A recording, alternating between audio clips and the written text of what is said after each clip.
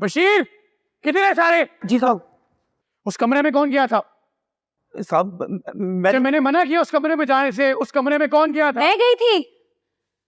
मैं गई थी। कमरा बहुत गंदा था, साफ। आइंदा आपने उस कमरे में एक कदम भी नहीं रखना।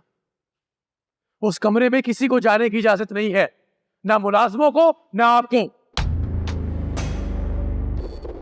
आइंदा ऐसी हरकत ना हो सुंबल।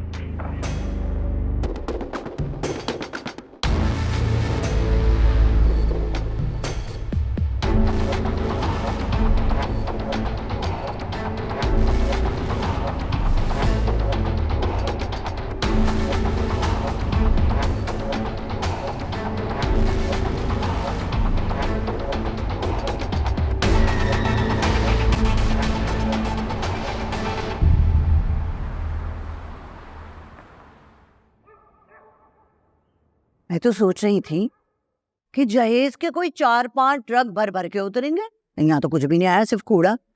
अल्हम्दुलिल्लाह हमारा बच्चा अपने पैरों पर चलकर घर आया है। असद के अब्बा, वैसे दुल्हन का जेवर तो दे देना चाहिए था ना। अरे लेकिन ये जो पैसे वाले लोग हैं ना, बड़े ही दिल छोटे हैं इनके भाई। सब इनका दीन ईमान पैसा अपने कब्जे में रहे। ये जो इजाज दुरानी है, उस आप तो सोच रहे होगे कि बस लड़की की शादी कर दी, अब बेटा थोड़े दिनों के बाद घर दामाद बना लेंगे, तो सारा पैसा दौलत घर में रहेंगी, है ना। नहीं, किस कदर लालची औरत है। यहाँ मैं अल्लाह का शुक्र अदा कर रहा हूँ अपनी बेटी की सेहतयाबी पर, और तुम अपना लालच शो कर रही हो। हाँ तो अब सारा पैसा दौलत हमारे बेटे की ही है ना भाई। तो बेटे ने इसका इजहार किया तुमसे? तौबा है भाई, उनको तो अब बीवी के सिवा कुछ नजर ही नहीं आता। पता नहीं क्या पढ़ के फूंक दिया है वफा ने, उनके पल्लू से बंधे बैठे हैं।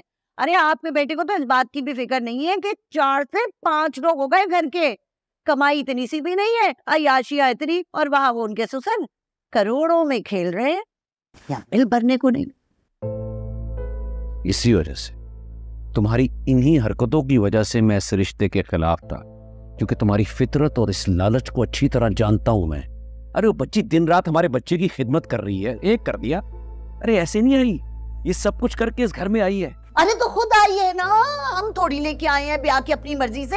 अरे मैं खुद ब्याह के लाती ना तो सारा हिसाब किताब होता, तरह खाली हाथ बहू नहीं आती। कुछ खुदा का खौफ कर, बेटा और बहू सुनेंगे तो उनके दिल पर क्या गुजरेगी। हाँ तो सुन ले ना, सुने। असद को तो अब वफा के सिवा कुछ नजर ही नहीं आता। चुप हो जाओ, नहीं तो मेरे मुंह से कुछ निकल जाएगा क्या जो नहीं निकलना चाहिए। चुप हो जाओ, बहुत बोल बोल के दिमाग खराब कर दिया तुमने। अरे बोलने पर आते हुए चुप ही नहीं करती, बोली जाती हो।